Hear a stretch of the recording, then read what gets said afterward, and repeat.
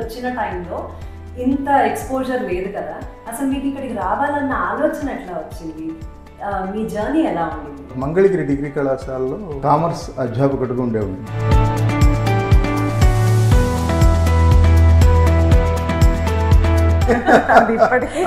ఇప్పటికీ ప్రతి వాళ్ళు అలాగనుకునే వస్తూ ఉంటారు. అందరిలాగే ఒక ఉన్నతమైన స్థితికి వెళ్ళాలని ఆలోచన అప్పుడు లేవు, ఎప్పుడు లేవు. ప్రసాద్ గారు, మీరు ఇక్కడ చాలా ఇండియన్ అసోసియేషన్స్లో చాలా భూమికలు నిర్వహిస్తూ వస్తున్నారు. దాని వెనకాల మీ ఉద్దేశం ఏమిటి? మేము వచ్చిన రోజునే తెలుగు అసోసియేషన్ ఉగాది ప్రోగ్రాము జరుగుతుంది. అరే మీరు ఒక పని చేయాలి సార్, మీరు తెలుగు అసోసియేషన్లో ప్రెసిడెంట్గా ఉంటారా అని. ఎందుకంటే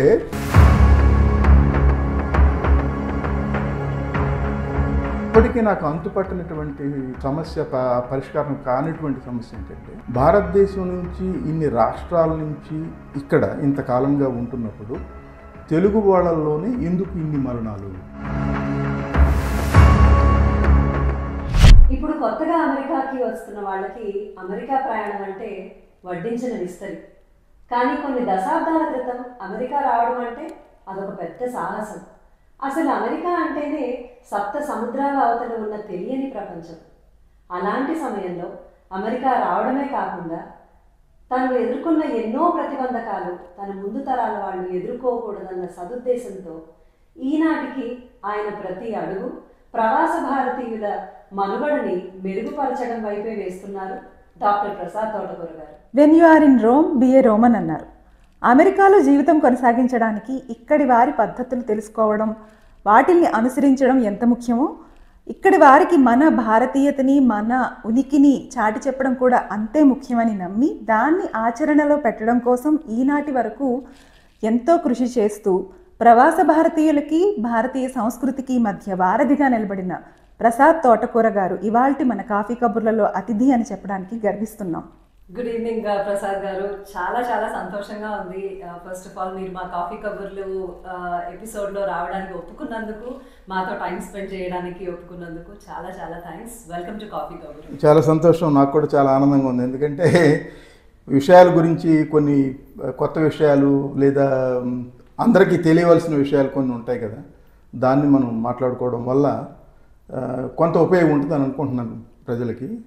అది ఇప్పుడు మనం మీ కబుర్లు ఎలా ఉంటాయి అలా ఉంటాయి. చాలా సంతోషం ప్రసాద్ గారు, ఇవాళ మాతోటి ఇలా ముచ్చటించడానికి ఒప్పుకున్నందుకు. వెల్కమ్ టు కాఫీ కబుర్లు. చాలా సంతోషం, నమస్కారం. సో బేసికలీ చిన్న ఇంట్రొడక్షన్ కాఫీ కబుర్ల గురించి చెప్పాలి అంటే, మేము కాఫీ కబుర్లలో రియల్ లైఫ్ హీరోస్ అనే కాన్సెప్ట్ స్టార్ట్ చేసాము ఒక few weeks back. The main reason for that is because మన ఈ ఉరుకుల పరుగుల జీవితంలో చాలా మందికి they go through a lot of ups and downs, they go through a lot of stress, depression, చాలా ప్రాబ్లమ్స్ ఎన్కౌంటర్ చేస్తూ ఉంటారు. But at one point some people really give up and ఇక్కడ నుంచి నా వల్ల కాదు, ఇంకొక అడుగు కూడా నేను ముందుకు వేయలేను అనే పరిస్థితి కూడా వస్తూ ఉంటుంది. But there is always light at the other end అని నమ్ముతూ, మనకంటే ఇంకా వర్స్ట్ సినారియోలో చాలా మంది ఉంటారు, but still they have overcome that phase, they have come through that and they have gone beyond it అని చూపించడానికి మీలాంటి ఇన్స్పైరింగ్ పర్సనాలిటీస్తో ఇంటరాక్ట్ అయినప్పుడు, మీరు చెప్పే విషయాలు విన్నప్పుడు జనాలకి అవన్నీ నిజంగా చాలా, అంటే ఎక్కడో ఎవరో ఒక్కళ్ళైనా ఇన్స్పైర్ అవ్వడము, వాళ్ళ జీవితం మారితే కనుక నిజంగా చాలా బాగుంటుందన్న ఉద్దేశంతో we started this. Thank you. Okay, so మన క్వశ్చన్ స్టార్ట్ చేసేద్దాం అయితే. అలాగే బేసికలీ ఇప్పుడైతే కనుక అమెరికా అంటే అందరికీ తెలుసు, ఇండియాలో ప్రతి ఒక్క ఫ్యామిలీలో కూడా అట్లీస్ట్ ఒక్కళ్ళు మనకి అమెరికాలో ఉంటున్నారు. సో అందరికీ ఆ బాట చాలా ఈజీగా అయిపోయింది, ఇక్కడికి రావడం, విషయాలు తెలియడం, ఇవన్నీ చాలా ఈజీగా ఉన్నాయి. బట్ అసలు మీరు ఏ టైంలో వచ్చారు అండ్ మీరు వచ్చిన టైంలో ఇంత ఎక్స్పోజర్ లేదు కదా, అసలు మీకు ఇక్కడికి రావాలన్న ఆలోచన ఎట్లా వచ్చింది? మీ జర్నీ ఎలా ఉండింది? ఇక్కడికి అసలు రావాలనే ఆసక్తి అసలు మాకు లేదు. నేను మంగళగిరి డిగ్రీ కళాశాలలో కామర్స్ అధ్యాపకుడిగా ఉండేవాడిని. నా భార్య ఉయ్యూరు కళాశాలలో ఆవిడ రసాయన శాస్త్ర అధ్యాపకురాలిగా ఉండేది, కెమిస్ట్రీ. మాది గన్నవరం, కృష్ణా జిల్లా గన్నవరం. ఉయ్యూరులో ఉండేవాడు. ఉయ్యూరులో ఉండి నేను రోజు మంగళగిరి వెళ్ళేస్తూ ఉండేవాడిని. చాలా సంతోషంగా ఉంది. ఎందుకంటే మీకు తెలుసుగా ఎస్పెషల్లీ కాలేజీ లెక్చరర్స్ అంటే పెద్ద ఎక్కువ పని ఉండదు, స్ట్రెస్ఫుల్ జాబ్ ఏం కాదు, 2-3 గంటలు ఉంటుంది. ఆ తర్వాత ఇంక మన వ్యాపకాలు మనకు ఉంటాయి కదా. ఇక్కడికి రావడానికి అసలు మాకు ఎటువంటి ఆసక్తి లేదు. కానీ మా బ్రదర్ అలా అంటే నా వైఫ్ స్వరూపరాణి యొక్క బ్రదరు, ఆయన ప్రోద్బలంతో ఇక్కడికి రావడం జరిగింది. నాకు ససేమిరా ఇష్టం లేదు. కారణం ఏంటంటే అక్కడ ఒక స్థిరమైన జీవితం ఉంది. తల్లిదండ్రుల్ని, బంధుమిత్రుల్ని అందరినీ వదిలేసి ఇక్కడికి వచ్చి చేయవలసింది ఏంటనేది నాకు పెద్దగా, అంటే ఆర్థికపరమైనటువంటి ఒక ఉన్నతమైన స్థితికి వెళ్ళాలని ఆలోచన అప్పుడు లేవు, ఎప్పుడు లేవు. అయితే పిల్లలు అందులో అప్పుడు పుట్టినప్పుడు మా అబ్బాయికి 6 నెలలు అనమాట ఈ వీసా ప్రాసెస్లో అంతా ఉన్నప్పుడు. మా అమ్మాయి ప్రశాంతి అప్పటికి 3వ తరగతి 4వ తరగతి చదువుతుంది. సుధీర్ ఏమో 6 నెలల పిల్లవాడు అనమాట. అసలు ఏమీ లేకుండా, ఆధారం లేకుండా ఇక్కడికి వచ్చి మళ్ళా ఇక్కడ కొత్త జీవితం ప్రారంభించి పిల్లలను కూడా తీసుకొస్తే కష్టం అని చెప్పి పిల్లల్ని అక్కడ వదిలేసి రావడం జరిగింది. మీరిద్దరూ వచ్చారు? మేమిద్దరమే వచ్చాం. ఇద్దరం కూడా సెబాటికల్ తీసుకుని, అంటే కాలేజీలో ఒక 3 సంవత్సరాలు సెలవు తీసుకుని 3 సంవత్సరాలు అయిపోగానే ఇక్కడ మాస్టర్స్ చేసి మళ్ళీ తిరిగి వచ్చేస్తామని చెప్పి వచ్చాం అన్నమాట. వచ్చిన తర్వాత అది మీరు అడిగిన ప్రశ్న ఏంటంటే ఎందుకు వచ్చారు, ఎలా వచ్చారు. ఎవరికి ఇష్టం లేదు, మా ఇంటి దగ్గర ఇష్టం లేదు, మాకు ఇష్టం లేదు. సరే ఆయన బలవంత పెడుతున్నారని సరే మొక్కుబడిగా వచ్చాం అన్నమాట. దానికి బలమైన కారణం రావడానికి ఏంటంటే మా ఉన్నత స్థితికి మా తల్లిదండ్రులు చాలా కష్టపడ్డారు. నేను చాలా మధ్యతరగతి కుటుంబంలో పుట్టాను. నాన్నగారు అక్కడ ఉన్నత పాఠశాలలో హిందీ పండిట్కి పనిచేస్తూ ఉంటారు. తెలుసు కదా, ఆ రోజుల్లో బతకలేక బడిపంతులు, చాలా చిన్న ఆదాయం, దాంతో పెద్ద కుటుంబం అంటే మేము ముందు 3 కానీ పిల్లలు. మా నాన్నగారికి ఇంకా తమ్ముళ్ళు, చెల్లెళ్ళు, వాళ్ళ బాధ్యతలు అన్నీ ఉమ్మడి కుటుంబంలో ఎక్కువగా ఉండేది. ఆ కారణంగా మా తల్లిదండ్రులు పడ్డ కష్టం, వాళ్ళు ఆర్థికంగా అన్నీ సర్దుకుంటూ వాళ్ళ పిల్లలు అంటే మమ్మల్ని చదివించడం అనేది, అంటే వాళ్ళ జీవితాన్ని త్యాగం చేసి మా ఉన్నతి కోసం పాటుపడ్డారు. అదే బాటలో మనం కూడా ఇక్కడ రావడం వల్ల, అమెరికా రావడం వల్ల పిల్లల యొక్క భవిష్యత్తు బాగుంటుంది అనేది ఒకే ఒక కారణం. మిగిలినన్ని సరే పక్కకు పెట్టి ఆ కారణంగా వచ్చాం అన్నమాట. వచ్చిన తర్వాత తిరిగి వెళ్ళిపోదాం అనుకున్నాం కదా, మొట్టమొదట అదేం జరగలేదు. సరే అందరిలాగా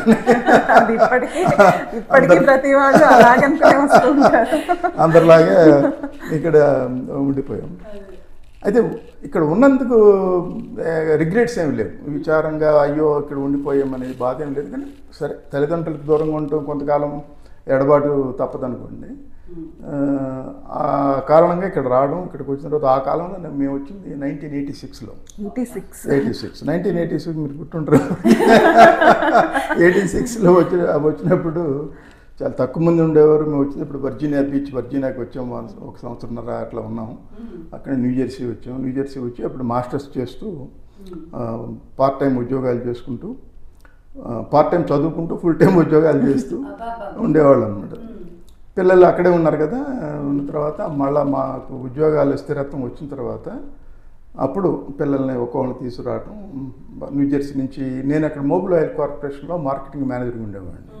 స్వరూప్ ఏమో కెమిస్ట్రీ తన బ్యాక్గ్రౌండ్, అందుకని ఫార్మస్యూటికల్లో కెమిస్ట్రీగా ఉండేది అనమాట. సరే నాకు జాబ్ రీత్యా న్యూజెర్సీ నుంచి టెక్సాస్ మూవ్ చేశారు. ఇక్కడ ప్రమోషన్ ఇది ఇచ్చి ఇక్కడ పంపించారు అనమాట. అందువల్ల 92లో ఇక్కడికి వచ్చి అప్పటి నుంచి డాలస్.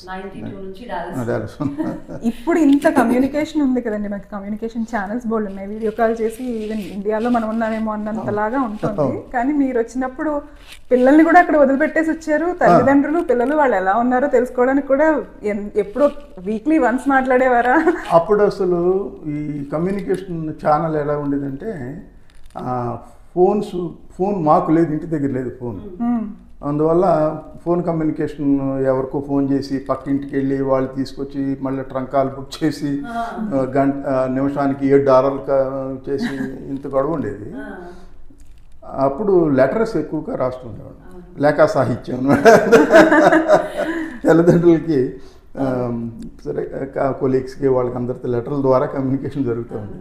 ఇప్పుడు ఆ ఉత్తరం రాయడం అనే అందరూ మర్చిపోయారు. కానీ నిజంగా ఉత్తరం రాసినప్పుడు ఆ ఎమోషన్ ఎక్కువ ఎమోషనల్ ఉండే వాళ్ళమేమో అనిపిస్తుంది. తప్పనిసరి అంటే మన ప్రతి ఒక్క ఎమోషన్ ఆ రైటింగ్ లో చాలా బాగా తెలుస్తుంది. ఈ ఫోన్ మెసేజెస్ లో అది రాదా కమ్యూనికేషన్ అసలు అనిపించదు నాకైతే. బర్త్డేస్ కి యానివర్సరీస్ కి ఎస్పెషల్లీ ఇప్పుడు జస్ట్ ఏదో మొక్కుబడిగా హ్యాపీ బర్త్డే హ్యాపీ యానివర్సరీ అంతే. బట్ ఇది వరకు మనం ఆ లెటర్ రాసేటప్పుడు అసలు ఎంత ఎమోషన్ ఫీల్ అయ్యేవాళ్ళం, చదివే వాళ్ళకి ఎంత ఎమోషనల్ గా ఉండేది. మీ కళా సాహిత్యం పట్ల ఇష్టం వచ్చేసిందా లేక సాహిత్యం నుంచి సాహిత్యం వైపుకి వెళ్ళిపోయారా? అంటే నా మొదటి నుంచి కొద్ది ఆసక్తి ఉన్నది, అట్లా కొద్దిగా చదవటం వినటం రాయడం ఇట్లాంటివి ఉన్నాయి. కానీ ఆ విధంగా సాహిత్యం అంటే అభిలాష, పెద్ద ప్రవేశం ఏం లేదు కానీ అభిలాష అంతే. ప్రసాద్ గారు, మీరు ఇక్కడ చాలా ఇండియన్ అసోసియేషన్స్లో చాలా భూమికలు నిర్వహిస్తూ వస్తున్నారు. అందులో కూడా అది యాక్చువల్గా మీకు ఎక్స్ట్రా రెస్పాన్సిబిలిటీ, ఎక్స్ట్రా టైం ఇవన్నీ పెట్టాల్సి వస్తుంది ఇది చేయాలి అంటే. కానీ మీకు ఎందుకు వాటిల్లో ఇంత టైం తీసుకుని చేయాలనిపిస్తుంది? మీరు ఎదుర్కొన్న అనుభవాలు ఇంకొకళ్ళకి ఎదురవకూడదనా, లేకపోతే మీరు ఎదుర్కొన్న అనుభవాల్లోంచి వచ్చిన పాఠాలు మిగిలిన వాళ్ళకి యూజ్ అవుతాయనా? అసలు ఎందుకు ఇన్ని అసోసియేషన్స్లో ఇన్ని ఏళ్ళుగా మీరు పనిచేస్తూ ఉన్నారు? దాని వెనకాల మీ ఉద్దేశం ఏమిటి? ఒకటండి, మొట్టమొదట నేను ఈ దేశం వచ్చినప్పుడు బాహ్య ప్రపంచంతో సంబంధం లేదు అసలు. ఎందుకంటే స్ట్రగుల్ ఫర్ ఎగ్జిస్టెన్స్, చదువుకోవటం, ఉద్యోగం చేసుకోవటం, ఆ తర్వాత ఏదన్నా సమయం ఉంటే చదువుకోవటం తప్ప బయటికి వెళ్ళడం, 10 మందితో తిరగటం, సంఘాలతో సంబంధం అస్సలు లేదు. అయితే జీవితంలో స్థిరత్వం వచ్చిన తర్వాత అప్పుడు ఆలోచిస్తే మనకు తెలియకుండా సమాజం నుంచి ఎంతో తీసుకున్నప్పుడు మనకు ఒక రెస్పాన్సిబిలిటీ ఏంటంటే we need to give back. అది ఏ రూపంలో అయినా ఎంత సమయం అయినా సరే, ఏ విధంగా అయినా సరే. అలానే ఇక్కడికి వచ్చిన తర్వాత మొట్టమొదట ఇక్కడ తెలుగు అసోసియేషన్, మేము వచ్చిన రోజునే తెలుగు అసోసియేషన్ ఉగాది ప్రోగ్రాము ఇది జరుగుతుంటే మేము ఇద్దరం వెళ్ళాము. ఆ ప్రోగ్రామ్ చాలామంది తెలుగు వాళ్ళు కలుస్తారు. అప్పటికి ఎంతమంది ఉండేవారండి ఒక అసోసియేషన్? చాలా తక్కువ 100 మంది వస్తే బాగా వచ్చినట్టే. వాళ్ళు కూడా ఎక్కడెక్కడో ఉండేవాళ్ళు, చాలా తక్కువ మంది వచ్చేవారు. వెళ్ళిన తర్వాత మొట్టమొదటిసారిగా ఆ సంఘం జరుగుతుంది, అసలు ఏమిటో కూడా తెలియదు. మన Telugu association of North Texas ఉందని కూడా తెలియదు కదా. ఎవరో చెప్తే వెళ్ళామంటే నేను అసలు మెంబర్ కాదు. అసలు మొదటి రోజు వెళ్తే అక్కడ ఎవరో ఒక ఆయన కనిపించి, నా పేరు సో అండ్ సో అండి, నేను మొబైల్ ఆయిల్ కార్పొరేషన్లో పనిచేస్తానని చెప్పాడు ఆయన. అరే నేను కూడా అక్కడే పనిచేస్తానంటే, మీరు ఎప్పుడు వచ్చారంటే ఇవాళే వచ్చామని అందేపటికి, అరే మీరు ఒక పని చేయాలి సార్, మీరు తెలుగు అసోసియేషన్లో ప్రెసిడెంట్గా ఉంటారా అన్నాడు.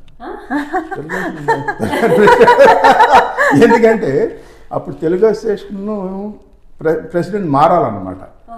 ఎవరిని అడిగినా నేనున్నంటే నేనున్నా అంటున్నారు. అప్పుడు ఉన్నంటే మీరు ఒడ్డు పొడుగు బాగున్నారు, మీరు ప్రెసిడెంట్గా ఉండండి అంటే అసలు నాకేమీ తెలియదు, ఇప్పుడే ఇవాళే వచ్చామండి అంటే సరే అండి అన్నారు. అయిపోయింది. తర్వాత ఎవరినో పెట్టారు, బలవంతంగా లాగి పెట్టారు అన్నమాట.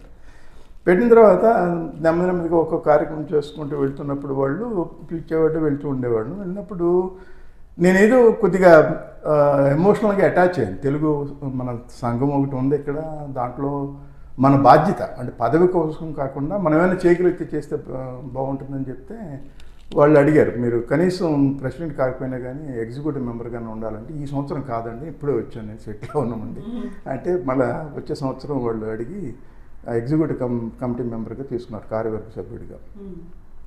తీసిన తర్వాత ప్రతి సంవత్సరం అడుగుతుండేవాళ్ళు, మీరు అధ్యక్షుడిగా ప్రెసిడెంట్గా ఉండాలి, ప్రెసిడెంట్గా ఉండాలి అంటే నేను కావాలని నేను తీసుకోవాలి. కారణం ఏంటంటే ఒక సంఘంలో ఒక అధ్యక్ష హోదా తీసుకోవడం అనే దానికి కొంత బలమైనటువంటి భూమికి ఉండాలి. అసలు సంఘం అంటే ఏమిటి, సంఘంలో ఎవరున్నారు, వాళ్ళు ఏం చేస్తున్నారు, మనం ఏమి కంట్రిబ్యూట్ చేయగలం అని కాకుండా ఒకసారిగా సంఘంలో అధ్యక్షుడు అయిపోతే మనకి ఏది టైటిల్ వచ్చేసిపోతుంది. అందుకని దాంట్లో అన్ని పదవులు, executive committee member, treasurer, secretary, vice president. అప్పుడు నాకన్నా వెనక వచ్చిన 4-5 బాబు మీరు ఉండండి ప్రెసిడెంట్ అని చెప్పి ముందుకు పంపించి నేను వెనకుండి చివరిలో ప్రెసిడెంట్ అయ్యాను. అయితే ఇదంతా ఒకసారి ప్రెసిడెంట్ ఒక ఎగ్జిక్యూటివ్ కమిటీ మెంబర్ ఏ పదవైనప్పటికీ కూడా ఉన్నప్పుడు చిత్తశుద్ధితో పనిచేసినప్పుడు ప్రజలు గమనిస్తారు. గమనించినప్పుడు ఈ సంఘంలో తెలుగు అసోసియేషన్ ప్రెసిడెంట్గా ఉన్నప్పుడు లోకల్గా ఉన్నటువంటి ఇండియా అసోసియేషన్ ఉంది కదా, India association of north X వాళ్ళు వచ్చి తెలుగు కమ్యూనిటీ పెరుగుతుంది, మీరు చాలా యాక్టివ్గా ఉన్నారు, మేము చూస్తున్నాం మీ యాక్టివిటీస్, ఇండియా అసోసియేషన్లో మీరు ఎగ్జిక్యూటివ్ కమిటీ మెంబర్గా ఉండాలని చెప్పి అడిగారు. వాళ్ళు అడిగితే సరే అని చెప్పి ఆ తెలుగు వాళ్ళ రిప్రజెంటేషన్ లేదు అక్కడ. ఆ కారణంగా నేను సరే అని చెప్పి దానికి వెళ్ళి ఇక్కడ తెలుగు అసోసియేషన్ జరుగుతున్నప్పుడు అక్కడ ఇండియా అసోసియేషన్ అందులో తానాకు నాకు సంబంధం లేదు అప్పటికి, అసలు మెంబర్ని కూడా కాదు నేను. అప్పుడు తానా ఆర్గనైజేషన్ వాళ్ళు వచ్చి మీరు ఇంతకాలంగా చాలా యాక్టివ్గా ఉన్నారు, తానాలో మీరు తప్పనిసరిగా మీ సేవలు కావాలంటే అప్పుడు మళ్ళీ తానాలో చేరటం జరిగింది. అంటే ఒక్కొక్కటి మనకు తెలియకుండానే దాంట్లో ఇన్వాల్వ్ అవుతాం. అప్పట్లో ఎన్ని అసోసియేషన్స్ ఉండేవి అసలు? అప్పుడు తానా ఆట రెండే ఉండేవి అంతే, తెలుగు అసోసియేషన్ రెండే ఉండేవి, తానా ఆట ఉండేవి అనమాట. సరే తానాలో కూడా నేను చేరటం డైరెక్ట్గా ట్రెజరర్కి పోటీ చేయమన్నారు. మెంబర్ అయిన తర్వాత ట్రెజరర్కి పోటీ చేసి నేను ఉన్నప్పుడు ఇద్దరు పోటీ చేశారు నా మీద. అసలు నాకు తానాతో పరిచయం లేదు, ఎవరు తెలియదు, అయినప్పటికీ నేను గెలిచాను వాళ్ళ మీద. ఆ తర్వాత సెక్రటరీ, తర్వాత ప్రెసిడెంట్ ఎలెక్ట్, తర్వాత ప్రెసిడెంట్. 2011-13 మధ్యకాలంలో తాను అధ్యక్షుడిగా పనిచేయటం. ఇక్కడ డాలస్లో మీ అందరికి తెలిసినట్టుగానే అంగరంగ వైభవంగా తానా మహాసభలు నిర్వర్తించాం. అది మా చరిత్ర. ఒక్కొక్క సంస్థ ఆ విధంగా చేసుకుంటూ వచ్చాం. ఇప్పుడు మీరు యాక్టివ్గా ఎన్ని అసోసియేషన్స్లో పార్టిసిపేట్ చేస్తూ ఉంటారు? మైత్రి, ఒకటి ఏంటంటే అండి, ఇప్పుడు మనం ఆర్గనైజేషన్లో ఒకసారి మీరు సర్వ్ చేసిన తర్వాత, కొన్ని బాధ్యతలు తీసుకున్న తర్వాత, మీకు ఆర్గనైజేషన్లో పదవి లేకపోవచ్చు, కానీ ఆ సంస్థకి మీరు దూరం కాలేరు. సంస్థకి దగ్గరగా ఉంటూ దాంట్లో అవసరమైనప్పుడు సహాయం చేస్తూ ఉండటం అనేది నా నేచర్. ఇప్పుడు ఉదాహరణకి నేను టాంటెక్స్లో ఎన్నో సంవత్సరాల క్రితం అయిపోయినప్పుడు కూడా, 20 సంవత్సరాల పైన అయినప్పటికి కూడా, టాంటెక్స్ వాళ్ళు ఎవరిని అడిగి మాకు ఇది కావాలి అని అంటే నేను అక్కడే ఉంటాను. అలాగే ఇండియా అసోసియేషన్. కానీ ఇండియా అసోసియేషన్ పదవి అయిపోయిన తర్వాత, అంటే అధ్యక్ష పదవి అయిన తర్వాత మళ్ళీ దాంట్లో నుండి ఇంకోటి తీసుకుని అట్లాగే తానా, వీటన్నిటికీ పదవుల్లో లేకపోయినప్పుడు కూడా అవసరాన్ని బట్టి నేనేమైనా చేయగలిగితే ఆ సంస్థలకు దగ్గరగా ఉంటాను. అసలు మీరు సంస్థతో సంబంధం లేదు, మామూలుగా ఎవరికైనా డాలస్లో నేను చూసినంత వరకు ఇది మాకు అవసరం అని ఒకళ్ళు మీ ముందుకు వస్తే వాళ్ళు వెనక్కి తిరిగి వెళ్ళి అవసరమే ఉండదు, మీరు కంప్లీట్ గా చూసుకోవడమే నేను చూసాను ఇప్పటి వరకు. అంటే ఇప్పుడు ఒకటేంటంటే, మనం అన్నిట్లోనూ మనం ప్రయత్నం చేసి అన్నీ సాధిస్తామని కాదు, కానీ ప్రయత్నం చేయాలి. చిత్తశుద్ధితో ప్రయత్నం చేసినప్పుడు కొన్ని నెరవేరితే, కొన్ని సాధ్యపడకపోవచ్చు. అయినప్పటికీ కూడా మన నిబద్ధతతో కనుక పనిచేసినట్లయితే సరే, అది ఎలా ఉంటుంది, మనకైతే సంతృప్తిగానే ఉంటుంది కదా, సంతృప్తిగా ఉంటుంది. చాలా పెద్ద సమస్యలు పరిష్కరించగలిగాము ఇంతకాలంలో, చిన్న సమస్యలు కూడా పరిష్కరించలేకపోయాం. సందర్భాలు అలాంటివి, సమయం అలాంటిది. అలా ఒక్కొక్క సంస్థతో అనుబంధం ఉంది, అన్ని సంస్థలతోనూ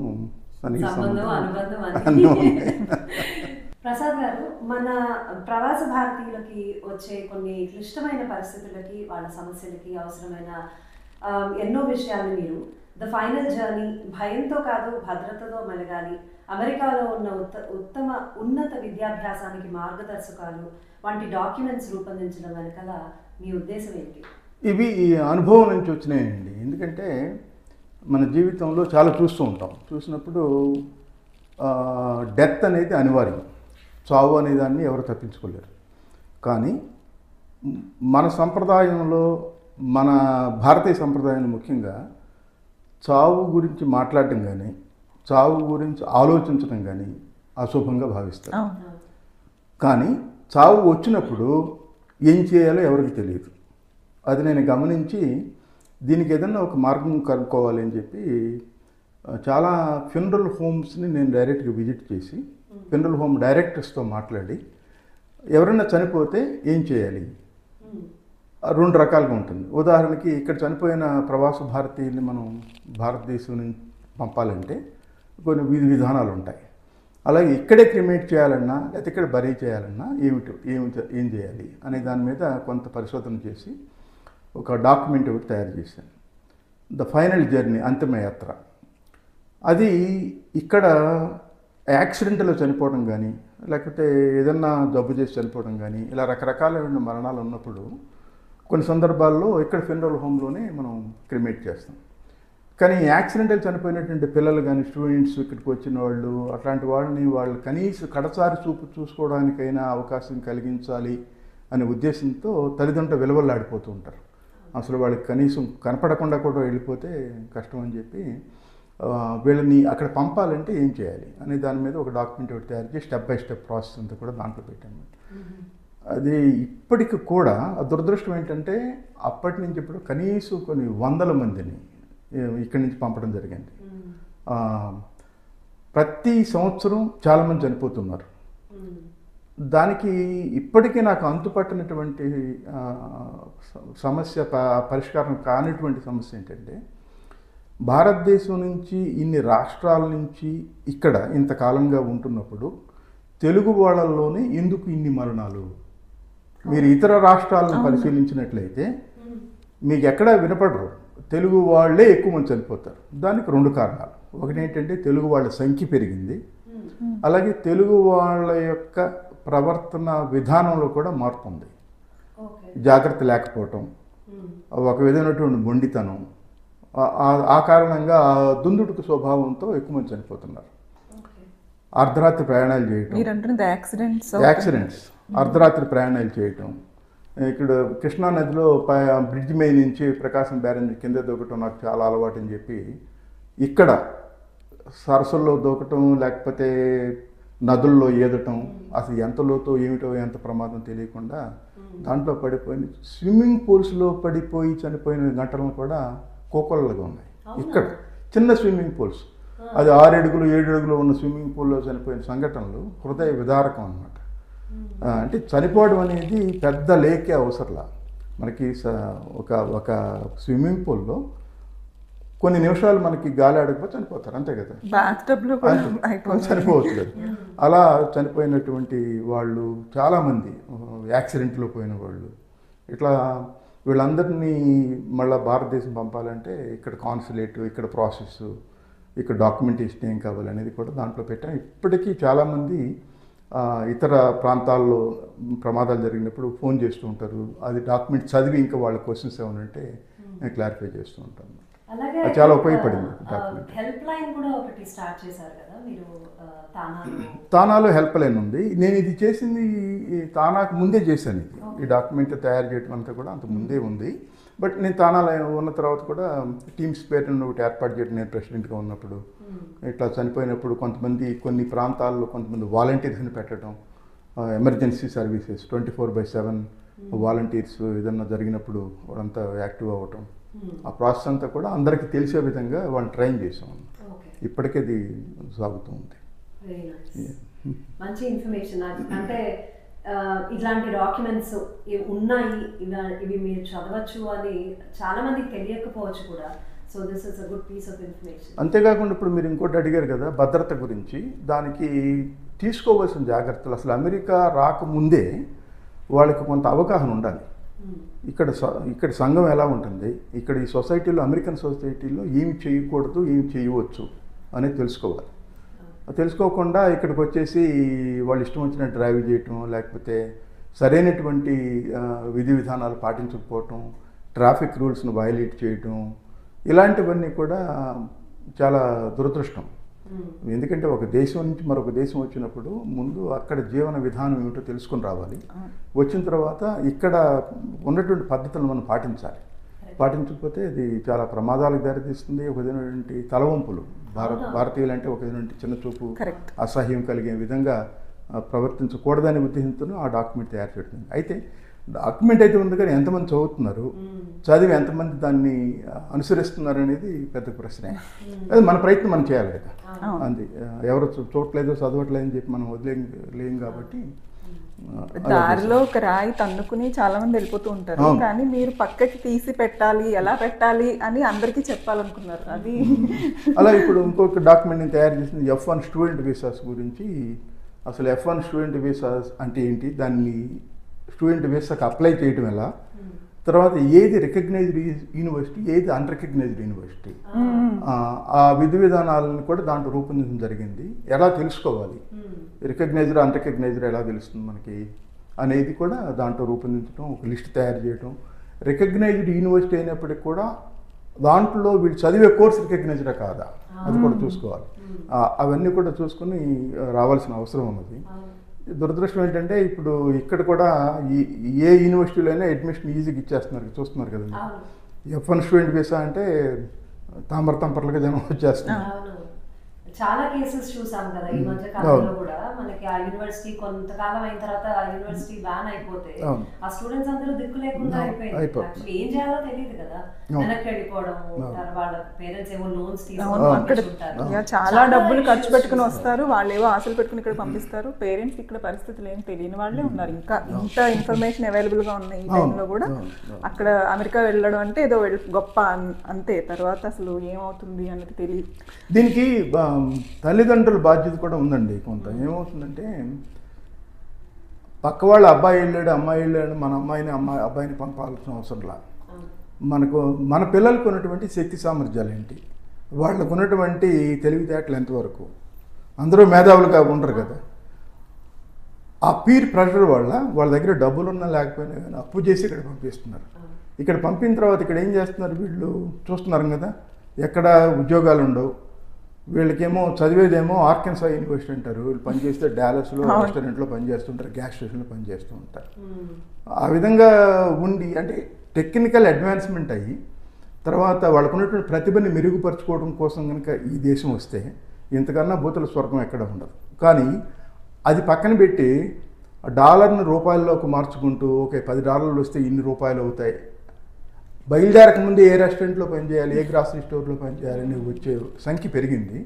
ఆ కారణంగా సరైనటువంటి ఉద్యోగాలు ఏమి ఉండవు వాళ్ళకి. ఎట్లా ఉంటాయి, వాళ్ళ ప్రతిభ ఉంటే కదా ఉద్యోగం ఉండేది, లేదా కష్టపడే తత్వం ఉండాలి కదా.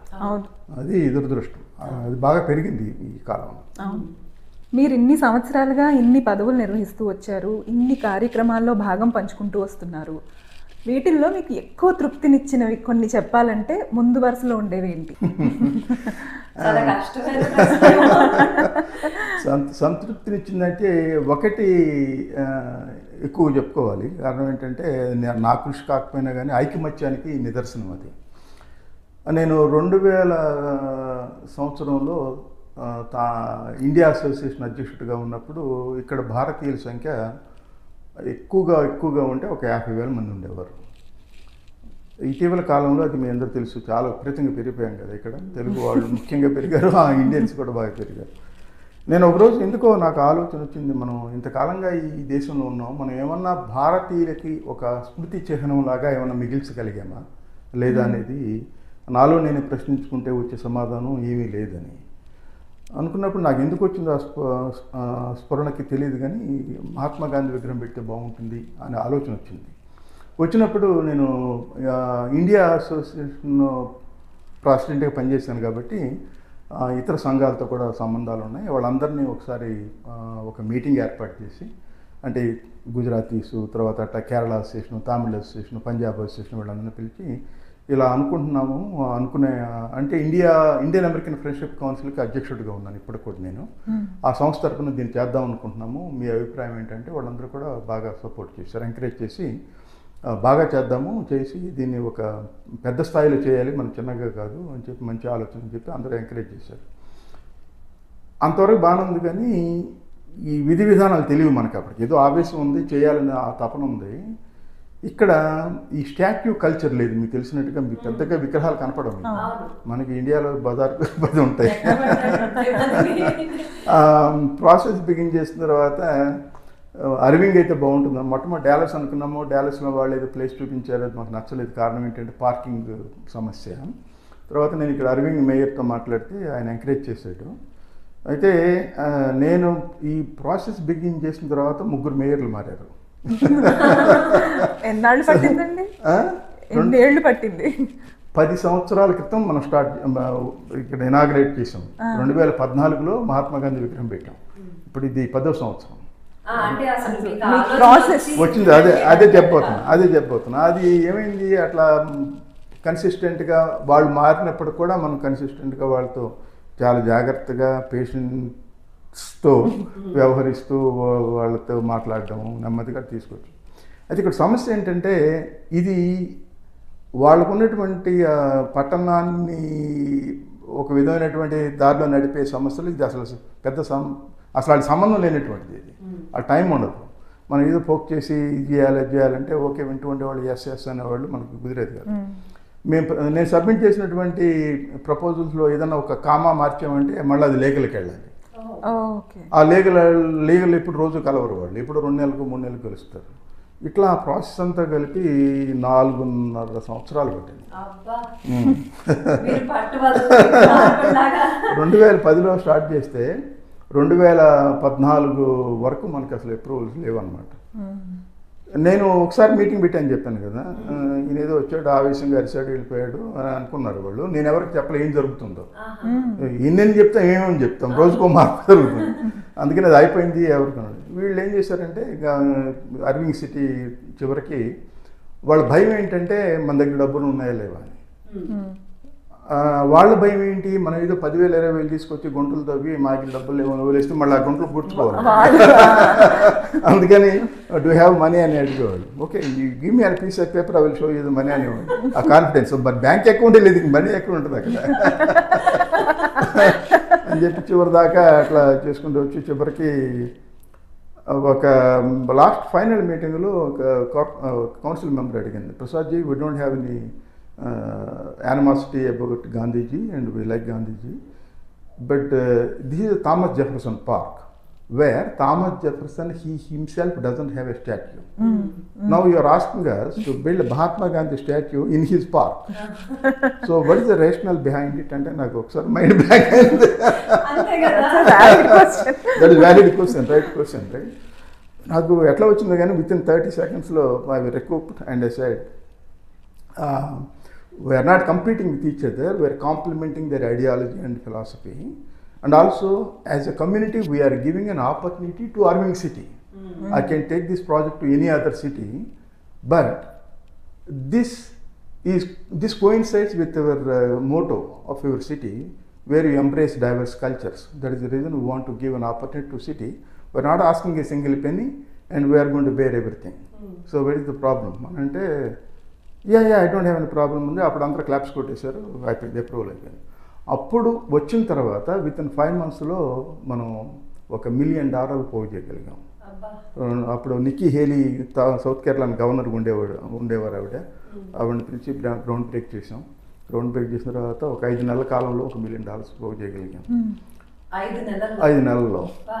ఇప్పుడు ఎంత ఎందుకు చెప్పానంటే ఒక ఐకమత్యానికి నిదర్శనం ఉదాహరణ. ఒక మంచి పని చేస్తున్నప్పుడు సత్సంకల్పం ఉన్నప్పుడు అందరూ కలిసి వస్తారు.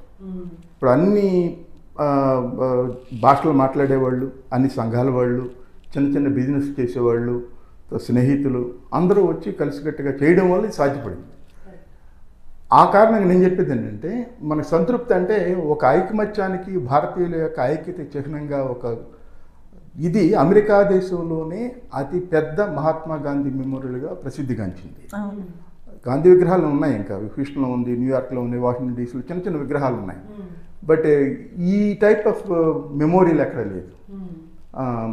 దీన్ని అందుకే ఇప్పుడు ప్రతి రాజకీయ పార్టీ వాళ్ళు, భారతదేశం నుంచి వచ్చిన వాళ్ళు కానివ్వండి, లేకపోతే ఇక్కడ మనకు లోకల్గా ఉన్నటువంటి Congress members, senators, including Texas state governor, వీళ్ళందరూ కూడా విజిట్ చేయటం అని ట్రిబ్యూట్ చేయటం. ఎన్ని కూడా మొన్న ఈ మధ్యన మీరు చూసుంటారు కదా, తెలంగాణ రాష్ట్ర ముఖ్యమంత్రి వచ్చి వెళ్ళారు. అంతకుముందు చంద్రబాబు నాయుడు గారు ముఖ్యమంత్రిగా ఉన్నప్పుడు ఆయన కూడా వచ్చి ట్రిబ్యూట్ చేశారు. చాలా మంది వస్తుంటారు అన్ని పార్టీల వాళ్ళు. గాంధీ పార్క్ గాంధీ పార్క్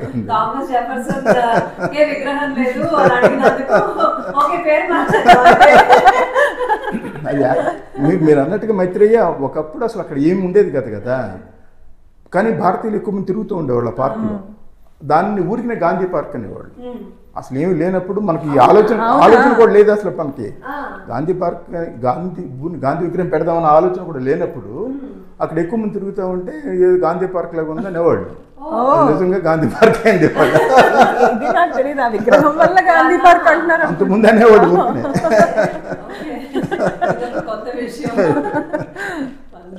అది సంతృప్తి. అంటే నేను చేసిన పని కన్నా నాకు సహాయపడినటువంటి వాళ్ళు చాలామంది ఉన్నారు.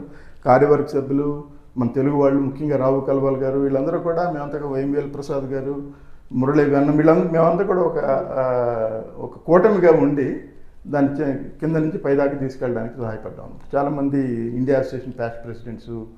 దీంట్లో ఇంకొక విషయం ఏంటంటే అన్ని మతాల వాళ్ళు, అన్ని ప్రాంతాల వాళ్ళు, అంటే హిస్పానిక్స్, తర్వాత ఆఫ్రికన్ అమెరికన్స్, తర్వాత లోకల్గా ఉన్నటువంటి అమెరికన్స్, వీళ్ళందరితో కూడా ఒక అడ్వైజరీ బోర్డు కూడా పెట్టాం అన్నమాట.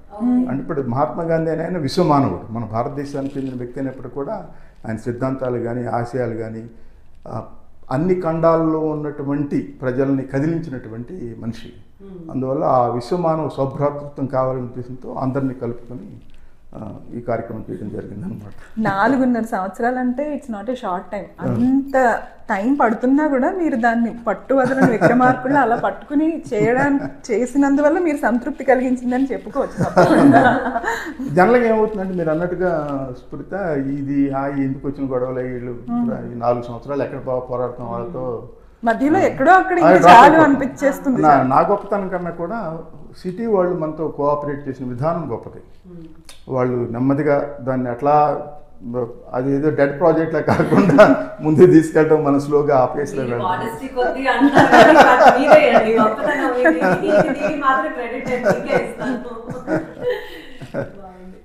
అది సంతృప్తి. మీరు తానా అధ్యక్షుడిగా పనిచేసినప్పుడు అక్కడ జరిగే కార్యక్రమాల రూపురేఖలు మార్చడానికి, అందులో సాంస్కృతిక కార్యక్రమాల్లో మన సంస్కృతికి పెద్దపీట వేయడానికి చాలా తపన పడ్డారు. ఈ చేంజెస్ అన్నిటికీ అక్కడ ఆల్రెడీ ఉన్న మెంబర్స్ కానీ సభ్యులు కానీ వాళ్ళందరూ అంత ఈజీగా ఒప్పుకుని ఉండకపోవచ్చు. యాజ్ ఎ లీడర్ వాళ్ళందరినీ ఒక తాటి మీదకి తీసుకురావడానికి మీరు చేసిన కృషి ఏమిటి, ఎలా చేశారు అసలు ఆ మార్పులు? ఒకప్పుడు తానా అంటే మన తెలుగు సంప్రదాయం, భాష, సాహిత్యం, వారసత్వ సంపదకి ఒక ప్రతీక. అలాగే మన భారతదేశం, మాతృదేశం నుంచి వచ్చే కవులకి, పండితులకి, రచయితలకి, కళాకారులకి, అనుభవజ్ఞులైన వారికి, కొత్త వారికి అందరికీ అవకాశం కల్పించే ఒక ముఖ్యమైన వేదిక. ముఖ్యంగా తానాలో మేము పాల్గొంటున్నామంటే చాలా ప్రతిష్టాత్మకంగా తీసుకునేవాళ్ళు. ఇప్పటికే అలాగే ఉంటుంది. ఆ స్థితి నుంచి ఏమైందంటే సినిమా వ్యామోహం బాగా పెరిగింది. వ్యామోహం పెరగడం వల్ల ఏమవుతుందంటే, సినిమా తప్పని కాదు నా ఉద్దేశం, అది ప్రముఖ సింహస్థానం ఆక్రమించకూడదు. అది ఎప్పుడైతే ఆ వ్యామోహం పెరిగిందో సాహిత్యం, మన సంస్కృతి, మన కళలు ఇవన్నీ కూడా కిందకి వెళ్ళిపోతూ ఉంటాయి. ముఖ్యంగా నేను గమనించింది ఈ కాలక్రమంలో అది పెరుగుతూ వస్తుంది. వచ్చినప్పుడు నాకు అవకాశం వచ్చినప్పుడు నేను ఏం చేశానంటే, మళ్ళీ దీన్ని కొద్దిగా అవుట్ ఆఫ్ బాక్స్ థింకింగ్ వెళ్ళి, సినిమా హీరోయిన్లు రాకపోయినా తానా సభలకు వస్తారు అనేది రుజువు చేయాలనే ఉద్దేశంతో నేను కొద్దిగా స్టబన్గానే ఉండి, ఎంతమంది ఏం చెప్పినా ఎవరున్నారు మీ హీరో తీసుకురాట్లా, హీరోయిన్ తీసుకురాట్లా అంటే వాళ్ళ వల్ల మనకు వినిపోయం లేదు. తెలుగు భాష రాని వాళ్ళు, తెలుగులో మాట్లాడలేని వాళ్ళు, హలో హాయ్ హాయ్ అని దిగి వెళ్ళిపోయే వాళ్ళ కోసం ఇంత ఖర్చు పెట్టి మనం అక్కడి నుంచి తీసుకురావాల్సిన అవసరం లేదు. వాళ్ళు చూసి రారు జనం అని చెప్పి నేను కొద్దిగా పద్ధతి మార్చడానికి ప్రయత్నం చేశాను. కొద్దిగా రెసిస్టెన్స్ వచ్చింది, కానీ దాన్ని కొద్దిగా ముందు చూసుకుని వెళ్ళవలసి వచ్చింది. ఉదాహరణకి అందరికీ మన గాన గంధర్వుడు బాలసుబ్రహ్మణ్యం గారు పాడుతా తీయగా కార్యక్రమాన్ని మహాద్భుతంగా నిర్వహిస్తూ వస్తున్నారు చాలా కాలంగా, రామోజీరావు గారి సహకారంతో ఈటీవీలో. అయితే భారతదేశంలో పుట్టి పెరిగిన పిల్లల కోసం పెట్టిన కార్యక్రమం అది. మొట్టమొదటిసారిగా నేను వాళ్ళతో మాట్లాడింది ఏంటంటే, ఇక్కడ కూడా ప్రవాసాంధ్రులు కూడా చాలామంది పిల్లలు బాగా పాడగలిగిన వాళ్ళు ఉన్నారు. అదే కార్యక్రమాన్ని ఇక్కడ పుట్టి పెరిగిన పిల్లలతో మీరు పాడిస్తే బాగుంటుందంటే, అంతమంది ఉంటారా అని అన్నారు. మీరు ప్రయత్నించండి, ఉంటే చేద్దామన్నాం. సరే, అలాగే వాళ్ళు ముందు టెస్ట్లు అయి పెట్టారు, ఆడిషన్స్ అయి పెట్టిన తర్వాత కొంతమందిని ఎంపిక చేశారు. ఒక 18 మందిని తీసుకున్నారు. బాగా పాడగలిగిన పిల్లలు ఉన్నారని వాళ్ళు గమనించారు. మొట్టమొదటిసారిగా అమెరికాలో మన డాలస్ నగరంలో తానా సభల్లో అమెరికాలో పాడుతా తీయగా మొట్టమొదటిసారి జరిగింది. అది మొట్టమొదటి వేదిక అదనమాట. ఏ సంవత్సరం అండి? 2013. అది ఒకటి. ఆ తర్వాత జేసుదాస్ గారు, కే జేసుదాస్ గారు నాకు బాగా పరిచయం. ఆయన్ని అడిగి, ఇట్లా సభలు జరుగుతున్నాయండి, మీరు వచ్చి కచేరీ చేస్తే బాగుంటుందని. ఆయన నవ్వి అన్నారంటే, Prasadji, I know how these conference are. I never participated in this kind of concerts in this kind of conferences. I know FOKANA ఉంది కదా వాళ్ళకి, ఫోకానా కేరళ స్టేషన్. చాలామంది అడిగారు, but I never showed any interest. But if you invite me to your home, I will do a concert in your kitchen, but not in there అని ఆయన సున్నితంగా తిరస్కరిస్తే నేను కొద్దిగా పర్సిస్టెంట్గా, Jayasudasji, I'm serving as the president of this organization this year. I'm assuring you won't be disappointed. Please consider our request and you need to be there అని కొద్దిగా బలవంతం చేస్తే పాపం ఆయన ఒప్పుకున్నారు, వచ్చారు. జయసుదాస్ గారి కాన్సర్టా, తానా కాన్ఫరెన్స్లోనా అని తానా నాయకత్వం కానీ తానా కార్యవర్గ సభ్యులు చాలామంది డిస్కరేజ్ చేశారు. ఆ పాటలు ఎవరు ఉంటారు, శాస్త్రీయ సంగీతం ఏమిటి అసలు, అంతా డ్యాన్సులు గిన్సులు హడావుడి ఉండాలి, స్లోగా ఉంటాయి ఈ పాటలు. ఆయన కాన్సెప్ట్ మొత్తం శాస్త్రీయ సంగీతం. అంతే కదా మరి, ఆయన సినిమా సంగీతం పాడరా, సినిమా పాట అసలు సినిమా పాటలు పాడరా. నాకు తెలుస్తుంది, ఆయన ముందే చెప్పారు నా పాటలు ఎవరు లైక్ చేస్తారని. సరే చివరికి మొత్తానికి వస్తే ఒక ధవళ వస్త్రాల్లో ఇంత పెద్ద తెల్లటి గడ్డంతో ఆయన వేదిక మీదకి ఎక్కితే 10,000 మంది ఉన్నారు. సాయంత్రం 6-6:30కి 1 గంట సేపు ఇచ్చాము ఆయనకి టైం. ఎవరు ఒక పుంభావ సరస్వతి వేదిక ఎక్కితే ఎలా ఉంటుందో అలా ఆయన నడిచి పైకి వస్తుంటే ఎవరు చెప్పకుండానే 10,000 మంది లేచి ఆయనకి స్వాగతం పలికారు. గంట సేపు ఆయన కాన్సర్ట్ చేస్తే పిన్ డ్రాప్ సైలెన్స్. ఆ కాన్సర్ట్ అయిపోయేంత వరకు ఎవరో ఒక ఉచ్ఛ్వాస నిశ్వాసాలు తప్ప శబ్దాలు లేవు. ఆ తర్వాత అందరూ లేచి మళ్ళీ హర్షధ్వానాలు చేశారు. అది కొత్తదనం అంటే ఏంటి, ఓకే అది ఏం జరగలేదు అనుకోండి, మనం ఫెయిల్ అయ్యాము అనుకోండి, సో బి ఇట్.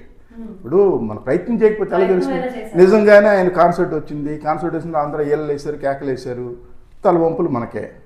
ప్రయత్నం చేసాము, సాధ్యపడలేదు, ఏం చేస్తుంది దానికి అనుకునేవారు.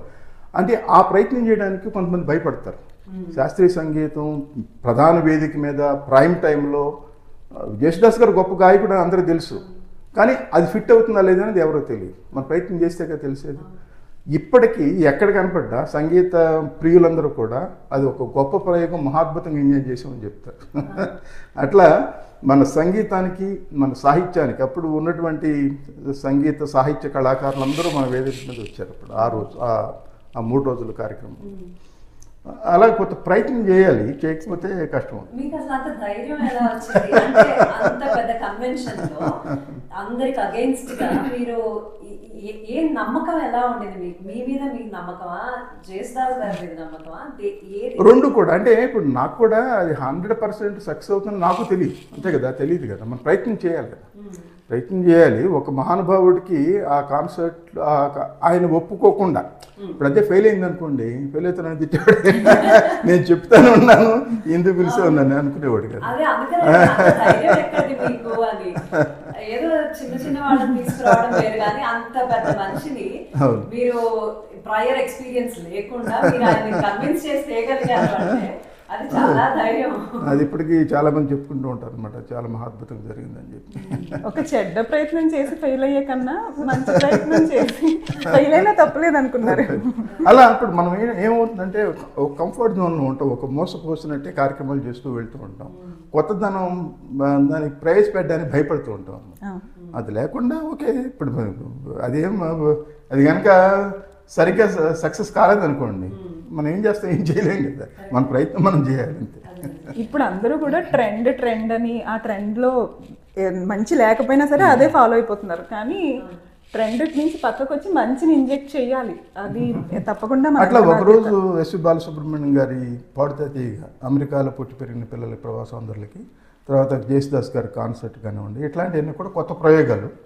అప్పుడు మన సంగీతానికి మనం ప్రాధాన్యత ఇచ్చినట్టు అవుతుంది. అలాగే సాహిత్యపరంగా కూడా అవధానాలు చేసాము, సాహిత్యకారులు అందరూ వచ్చారు. మంచి అప్పుడు వచ్చిన వాళ్ళందరూ కూడా హేమాహేములు వచ్చారు కదా. అప్పుడు చిరంజీవి గారు వచ్చారు, మోహన్ బాబు గారు వచ్చారు, తర్వాత పర్చూరు బ్రదర్స్ వాళ్ళు వచ్చి ఒక నాటిక వేశారు తెలుగు భాష గురించి, తెలుగు భాష ఏ విధంగా అవుతుంది. బ్రహ్మానందం గారు వచ్చారు, హేమాహేములందరూ వచ్చి పార్టిసిపేట్ చేశారు ఆ కార్యక్రమం. నాకు ఒక క్వశ్చన్ ఉంది ఇక్కడ.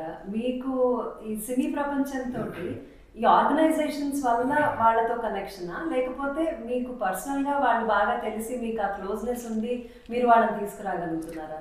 ఆర్గనైజేషన్స్తో వచ్చిన పరిచయాలు అయితే ఆర్గనైజేషన్స్తో ఆగిపోతాయి. ఒక పదవితోనో ఒక హోదాతోనో కనుక మనం పిలిస్తే అది అక్కడ ఆగిపోతుంది. నాకున్న అదృష్టం ఏంటంటే మనకి ముఖ్యంగా సినిమా రచయితలు కానివ్వండి, కవులు కానీ చాలామందితో పరిచయాలు ఉన్నాయి. ఆ పరిచయాలు చాలా గాఢమైనటువంటి అనుబంధం ఇప్పటికీ కొనసాగుతూ ఉన్నది. అది మరి ఎప్పుడో 10 సంవత్సరాలు కదా అయింది కదా నేను వదిలేసి సంతాన సంస్థని, అయినప్పుడు కూడా కొనసాగుతున్నాయంటే అది ప్రత్యేకమైనటువంటి వ్యక్తిగత అనుబంధం ఎక్కువ సంస్థాపరంగా కదా. చూసే ఉంటారు మీరు సిరివెన్నెల సీతారామ శాస్త్రి గారు, ఆయన బావగారు అంటుండేవారు. చివరి వరకు పాపం ఆయన చాలా ఆత్మీయంగా కుటుంబ సభ్యులందరూ ఆత్మీయంగా మెలిగారు. ఆయన సాహిత్యం మొత్తాన్ని మనం తానా ప్రపంచ సాహిత్య వేదిక పెట్టినప్పుడు సాహిత్య వేదిక ద్వారా ఆయన మొదటి పాట నుంచి చివరి పాట వరకు 4 సంపుటాల్లో తీసుకొచ్చాం. అలాగే తర్వాత సినిమాయేతర సాహిత్యం, సినిమాలకు సంబంధం లేనటువంటిది ఆయన ఎప్పుడో చిన్నప్పటి నుంచి రాస్తున్నటువంటి సాహిత్యం మొత్తాన్ని అది ఎక్కడ పెద్ద దొరకదు, దాన్ని కూడా 2 సంపుటాల్లో తీసుకొచ్చాను. రాసినటువంటి గేయాలు కానీ, కవితలు కానీ, నాటికలు కానీ, దేశభక్తి గీతాలు కానీ, ఇలాంటివన్నీ అదొక పెద్ద నిధి. ఆ పాటలు వింటూ ఉంటాం ఎక్కడో, కానీ మన దగ్గర స్క్రిప్ట్ ఉండదు కదా, లిరిక్స్ ఉండవు కదా, అది దాంట్లో ఏముండదు. అందువల్ల దీన్ని మనం కేంద్రీకరించి మనం సాహిత్యం అంతా కూడా, దీనికి ముఖ్య కారణం నేను చేసిన శ్రమ కన్నా కూడా కుటుంబ సభ్యులు అంతా సేకరించి మనకి ఇవ్వడం వల్ల, వాళ్ళు అనుమతి ఇవ్వడం వల్ల అద్భుతమైనటువంటి 6 సంపుటాలు తీసుకురాగలిగాం. కేవలం తీసుకురావడమే కాకుండా దీన్ని ఏం చేసామంటే, మీ అందరికీ తెలిసినట్టుగా ఆయన ఒక్కొక్క పాట ఒక సాహిత్య పరిశోధనకు నిలిచే పాట. అందుకని ఈ 6 సంపుటాలని ఆంధ్ర తెలంగాణలో ఉన్నటువంటి అన్ని విశ్వవిద్యాలయాలకి ఉచితంగా పంపించాం. ఇప్పుడు అన్ని గ్రంథాలయాల్లోనూ ఇవి లభ్యమవుతాయి. ఆయన సాహిత్యం మీద పరిశోధన చేయాలనుకున్నా, లేకపోతే ఆయన ఏం పాటలు రాశారు, ఏ సందర్భంలో రాశారు, ఆ పాటల యొక్క విలువ ఔన్నత్యాన్ని తెలుసుకోవాలంటే అందరికీ అందుబాటులో తీసుకొచ్చాము. ఆ విధంగా చేసాం. చాలా చాలా మంచి పని అండి. ఆయన పాటలు యాక్చువల్గా ఆ ట్యూను అవేం అవసరం లేదు, ఆ పాటను అలా చదివితే కూడా చాలా అర్థవంతంగా ఉంటాయి, అసలు చాలా డీప్గా ఉంటాయి, డీప్ మీనింగ్తో. అన్ని జీవిత సత్యాలన్నీ తెలుస్తూ ఉంటాయి. అది ఒక ప్రేమ అయి ఉండొచ్చు, ఒక ఫెయిల్యూర్ అయి ఉండొచ్చు, లేకపోతే చావు అయి ఉండొచ్చు, ఏదైనా సరే ఆయన రాసినట్టుగా అంత సింపుల్ లాంగ్వేజ్ లోనే ఉంటుంది. అది ఆ కవికి మనం ఇచ్చే నీరాజనం. అది ఒక కవిని మనం తరతరాలుగా గుర్తుపెట్టుకోవాలంటే వాళ్ళ పేరు కాదు, వాళ్ళు రాసినటువంటి సాహిత్యం, వాళ్ళ అక్షరాలు అవి కొన్ని తరాల వరకు, ముందు తరాల వరకు తీసుకువెళ్తాయి. అందుకనే ఆ కవికి అంతటి నివాళి అర్పించటం. ఇప్పుడు కొత్తగా ఇంకోటి చేసేది ఏంటంటే, వచ్చే సంవత్సరం సిరివెన్నెల సీతారామ శాస్త్రి గారి విగ్రహాన్ని విశాఖపట్నంలో ఏర్పాటు చేద్దామని నిర్ణయించాం. ఓకే, అంతకన్నా అది ఒక పక్క. ఇప్పుడు జరుగుతున్నది ఏంటంటే, మీ అందరికీ తెలుసు, బహుశా మీకు ఎంత తెలుసో నాకు తెలియదు, పాటలు చాలా వినుంటారు. కొసరాజు రాఘవయ్య చౌదరి గారు, కొసరాజు గారు అంటారు. ఆయన సినిమా పాటలు, మహాద్భుతమైన పాటలు రాశారు. ఆయన వ్యవసాయ కుటుంబంలో పుట్టారు. అసలు ఆయనకి సాహిత్యంతో కానీ చదువు లేదు, ఆయనకి 4 తరగతి చదువుకున్నాడు. మీరు విన్న పాటలు సరదా సరదా సిగరెట్టు, ఏరువాక సాగాలో రన్న, ఈ పాటలన్నీ రాసింది ఆయనే. అంతటి గొప్ప పాటలు రాసినటువంటి జానపద సాహిత్యంలో ఆయన అందివేసిన అద్భుతమైన పాటలు ఉన్నాయని, ఆ సాహిత్యాన్ని వాళ్ళ కుటుంబ సభ్యులు అనుమతి తీసుకొని ఇప్పుడు ప్రస్తుతం పరిశోధన చేస్తున్నాం. 1920 నుంచి 30 నుంచి 40 నుంచి వార్తాపత్రికలను ఎతికి ఆ కొసరాజు అని కనపడంగానే 2 వాక్యాలు ఉన్నా కానీ దాన్ని కూడా పొది పట్టుకుని కేవలం ఆయన పాటలే కాకుండా వీటన్నిటిని కూడా సేకరిస్తున్నాం. ఒక మహాద్భుతమైనటువంటి సంపుటి, సమగ్ర సాహిత్య సంపుటి కొసరాజు గారు కూడా బయటకు వస్తుంది అన్నమాట. అది జరుగుతున్న కృషి. ప్రసాద్ గారు, అసలు మీతో మాట్లాడుతూ ఉంటే మీరు మా ప్రశ్నలకు ఇచ్చే సమాధానాలకి మేమైతే కంప్లీట్ గా అసలు ఫ్లాటర్ అయిపోయాం. అండ్ ఎంత ఇన్స్పిరేషనల్ గా ఉంది. సో మీరు చాలా మందికి ఇన్స్పిరేషనల్ గా ఉంటున్నారు.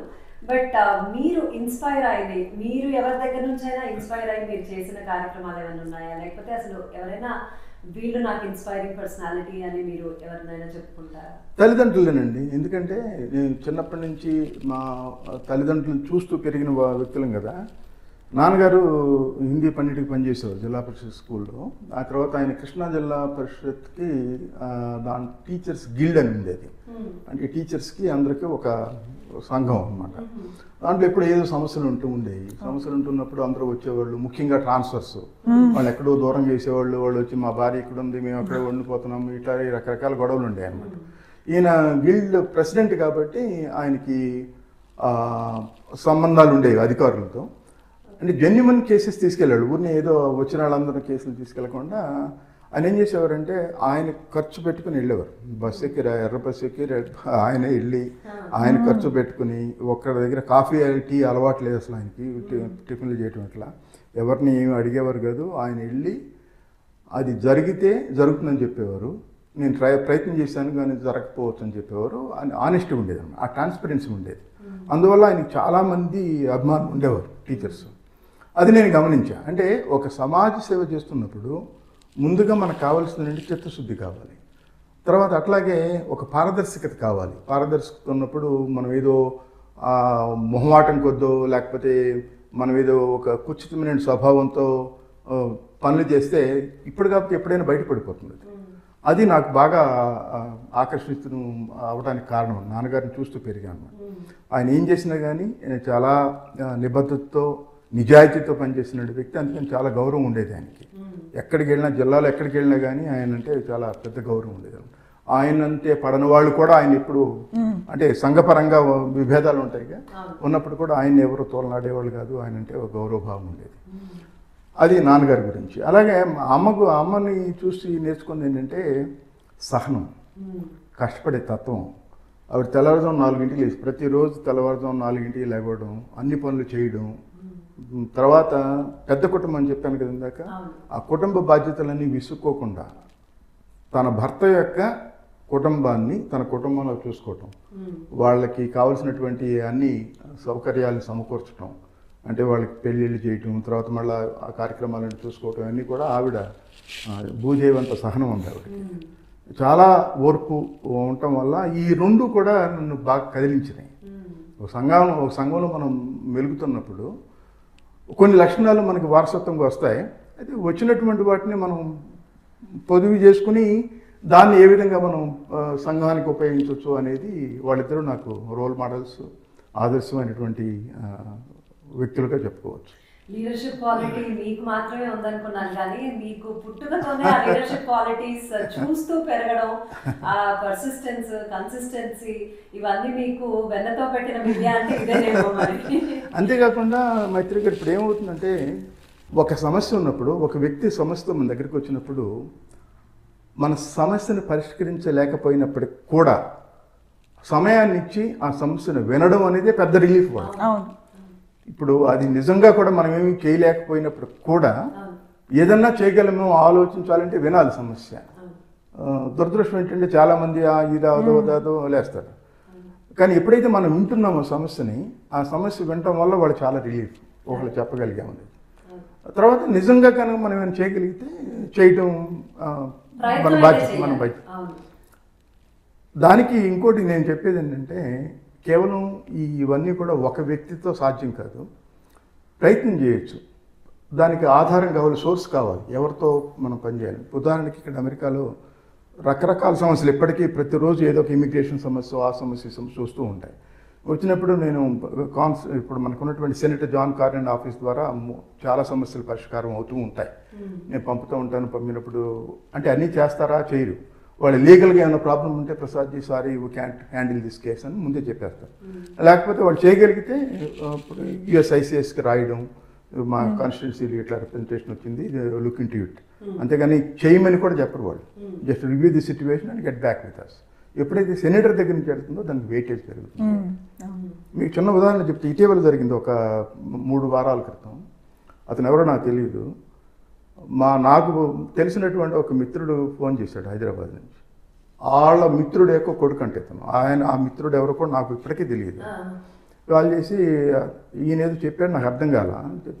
చెప్తే సరే ఆ కుర్రాన్ని కాల్ చేయమని చెప్పండి అంటే ఇమీడియట్గా కాల్ చేసి అతను విచిత్రమైన స్టోరీ ఏం చెప్పాడంటే, సార్ నేను ఇక్కడ ఉన్నాను, మా అన్నయ్య నేను ఉంటాము ఇద్దరం, ఇంతకుముందు హాస్టల్లో ఉండేవాడిని, ఇప్పుడు షికాగోలో ఉన్నాను, నాకు కొద్దిగా ప్రాబ్లం ఉంది సార్ అంటే. ఏంటి ప్రాబ్లం ఏంటన్నా? సోషల్ సెక్యూరిటీ నంబరు, మా అన్నయ్య నంబరు, నా నంబరు ఒకటే ప్రింట్ అయ్యి సోషల్ సెక్యూరిటీ కార్డ్స్ వచ్చినాయి అని చెప్పాడు. అది ఇప్పుడే వెళ్ళా నేను. అదే అమెరికాలో యూనిక్ నెంబర్ కదా, సోషల్ సెక్యూరిటీ నెంబరు డూప్లికేట్ ఎక్కడా ఉండదు. అది షూర్ అంటే అవును సార్ అన్నాడు.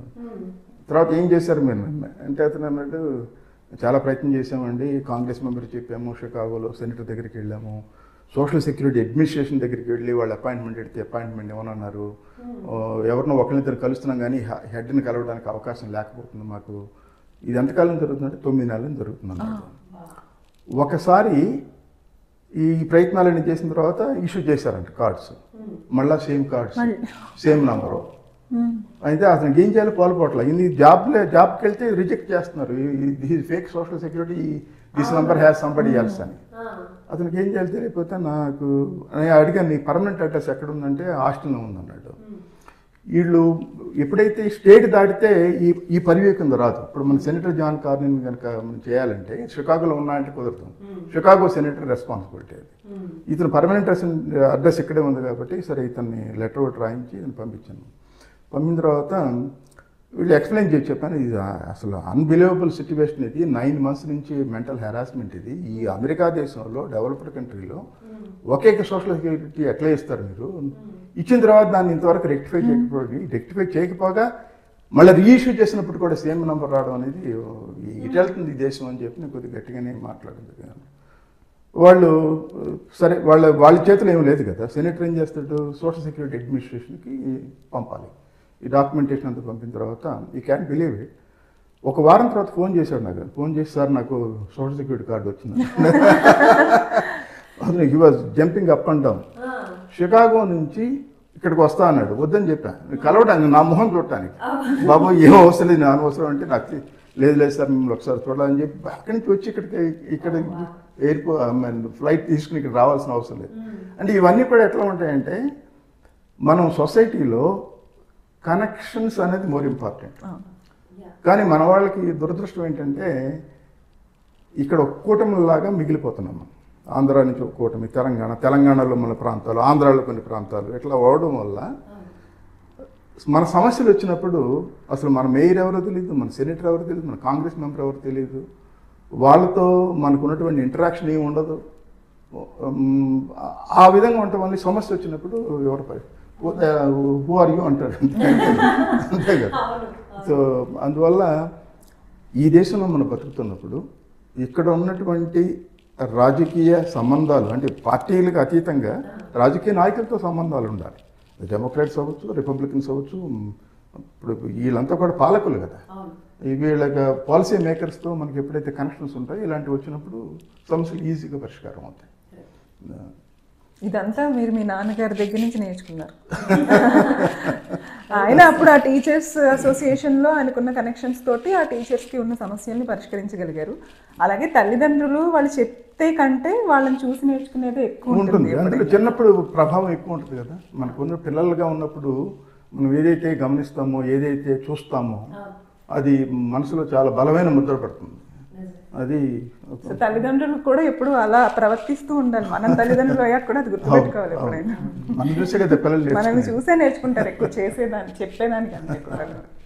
ప్రసాద్ గారు, ఒక మనిషి ఒక జీవితంలో ఇన్ని పనులు చెయ్యగలడా అనిపించే అన్ని పనులు చేసేసారు మీరు. కానీ మీకు కూడా ఇంకా ఇది చేయలేకపోయాను అని మిగిలిపోయిన కోరికలు, అలాంటి పనులు ఏమైనా ఉన్నాయా? అంటే ఇప్పుడే నేను చెప్పినట్లుగా మనకి చాలా అనైక్యత ఉందండి భారతీయుల్లో. ముఖ్యంగా ఇతర దేశస్తుల కన్నా మనకి ఎక్కువగా డివిజన్స్ ఎక్కువ ఉన్నాయి. మన ఉనికిని మనం కాపాడుకుంటూ సంఘటితంగా ఒక శక్తిగా ఉంటే మన గుర్తింపు ఉంటుంది. ఏదైనా ఒక సమస్య పరిష్కారం వచ్చినప్పుడు పరిష్కారం కావాలంటే సమైక్యంగా రిప్రజెంట్ చేయగలగాలి కమ్యూనిటీలో, అది లోపిస్తుంది. ఆ కారణంగా ఇంకా ముందు ఇక్కడ ఓటర్ రిజిస్ట్రేషన్ కావాలి. ఇక్కడ ఈ జీవన విధానంలో, ఈ జనజీవన స్రవంతిలో ఒక భాగం కావాలంటే ఏం చేయాలి? ఇప్పుడు మనం 30 ఏళ్ళ నుంచి, 20 ఏళ్ళ నుంచి, 40 ఏళ్ళ నుంచి ఈ దేశంలో ఉన్నప్పుడు ఇక్కడ ఉన్నటువంటి ప్రతి సమస్య మన సమస్య అవ్వాలి. ఉదాహరణకి ట్యాక్సేషన్ కానివ్వండి, లేకపోతే ట్రాన్స్పోర్టేషన్ కానివ్వండి, సోషల్ సెక్యూరిటీ కానివ్వండి, ఇవన్నీ కూడా మన సమస్యలు. దీని గురించి అసలు ఇప్పుడు మనం పట్టించుకోము, మాట్లాడడం, హెల్త్ కేర్ విషయం గురించి తెలియదు. బ్యాక్ హోమ్ అంటే మాతృదేశంలో ఉన్నటువంటి సమస్యలన్నీ మన సమస్యలుగా మనం అనుకుంటూ ఉంటాం.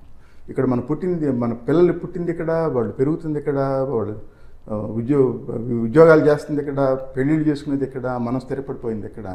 అసలు ఈ జనజీవన స్రవంతో ఎటువంటి సంబంధం లేకుండా బతకటం అనేది నా ఉద్దేశం ఒక నేరం. మనం ఇక్కడ ఉన్నటువంటి ప్రజలతో మమేకమవుతూ ఆ కార్యక్రమాలన్నీ కూడా సంఘటిత శక్తిగా తీసుకువెళ్ళవలసినటువంటి ఆవశ్యకత చాలా ఉన్నది. అది ఎప్పుడైతే జరుగుతుందో మనకు ప్రత్యేకమైన గుర్తింపు ఉంటుంది.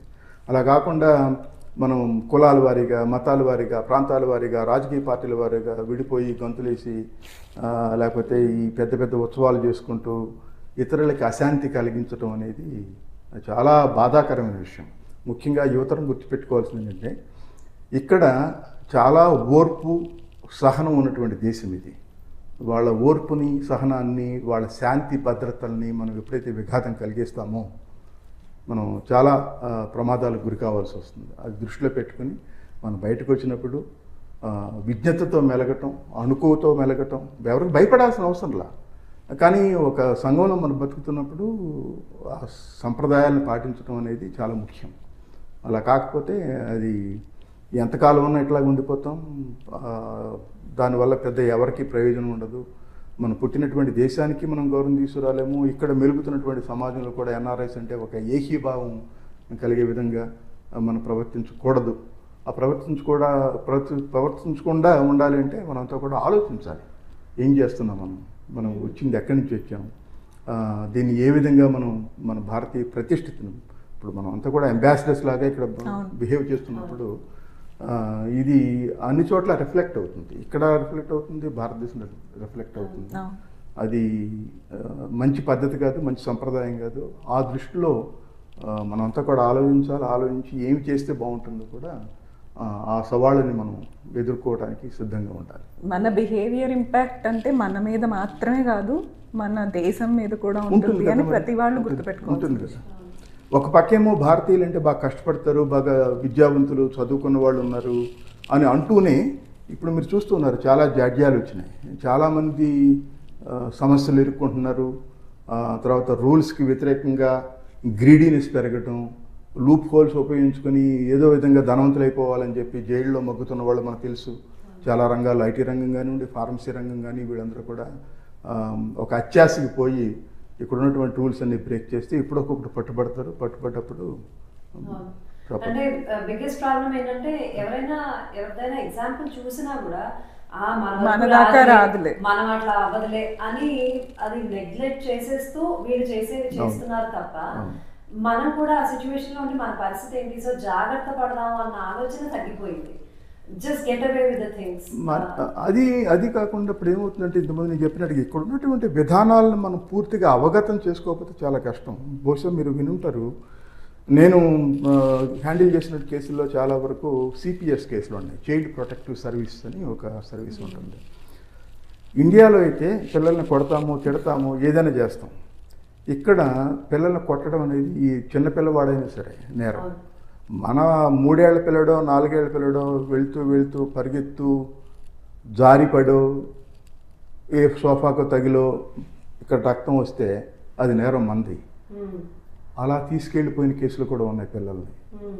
అంటే 2 సిబ్లింగ్స్ ఉంటే సరే పేరెంటల్ నెగ్లిజెన్స్గా చూసి ఇంకొక పాపో బాబో ఉంటే వాళ్ళు తీసేస్తారు, సెపరేట్ చేసేస్తారు, ఇంట్లోని తీసుకెళ్ళిపోయి ఆ తర్వాత మళ్ళీ మనంతా బ్యాటిల్ చేయాలన్నమాట. మన ఎమోషన్స్ అన్నీ కూడా అంటే మన సంస్కృతి వేరు, మనం పుట్టి పెరిగిన విధానం వేరు, మన పిల్లల్ని ఏ విధంగా డిస్ప్లే చేస్తాం అనేది వేరు ఇండియాలో. ఇక్కడ ఆ ఎమోషన్స్ అన్ని చూపించి మనం ఏదో ఫ్రస్ట్రేషన్లో ఉండే పిల్లల్ని కొడితే వాడు కనుక 911 కాల్ చేస్తే వీళ్ళు జైలుకి వెళ్తారు పేరెంట్స్, ఉన్న సిబ్లింగ్స్ తీసుకెళ్ళి సెపరేట్ చేస్తారు. ఇప్పటికీ కొన్ని కేసెస్ ఇంకా హ్యాండిల్ చేస్తూ ఉన్నాం అలాంటివి. అది దురదృష్టం. మన ఎమోషన్స్ మనం కంట్రోల్ చేసుకోకపోతే చాలా ప్రమాదం. అది ఇవన్నీ కూడా ఇక్కడ విధి విధానాలు తెలియకుండా వాళ్ళు అక్కడ మనం ఎలా ఉంటున్నామో అలాగే ఉండొచ్చు అనుకోవడం వల్ల వస్తున్న ప్రాబ్లం. అండ్ ఇంకొకటి ఏంటంటే మన సంస్కృతి సాంప్రదాయం ఇవన్నీ ముందుకు వెళ్ళాలి అన్న ఆలోచన బాగుంది, పండుగలు బాగా సెలబ్రేట్ చేసుకోవాలి, ఇవన్నీ బాగున్నాయి. కానీ ఒక లైన్ డ్రా చేయట్లేదు. ఇక్కడ వరకు చేస్తే చాలు, ఇంతకు మించి చేసి వేరే వాళ్ళకి ఇబ్బంది కలిగించకూడదు అనే విషయాన్ని మర్చిపోయి ఆ లిమిటేషన్ లేకుండా మరీ అవుట్ ఆఫ్ లిమిట్స్ వెళ్ళిపోవడం వల్ల కూడా చాలా సమస్యలు ఎదుర్కోవాల్సి వస్తుంది. అదే ఎప్పుడైనా సరే అవతల వాళ్ళకి గౌరవం ఇచ్చినప్పుడే మనకు గౌరవం వస్తుంది అన్నది మర్చిపోతున్నాం మనం యాక్చువల్గా. ప్రసాద్ గారు ఇవాళ మా కాఫీ కబుర్లకి రావడం, మాతోటి ఇన్ని మంచి విషయాలు, యాక్చువల్గా చాలామందికి తెలియని విషయాలు పంచుకోవడం చాలా సంతోషంగా ఉంది. ఇవాళ మా 10th ఎపిసోడ్కి మీరు గెస్ట్గా రావడం అయితే మాకు గర్వంగా ఉంది. ఎన్నో విషయాలు మనం చూసి చూడకుండా వెళ్ళిపోతూ ఉంటాము, but how important it is to see where you are, know where you are, know more about what you have to do.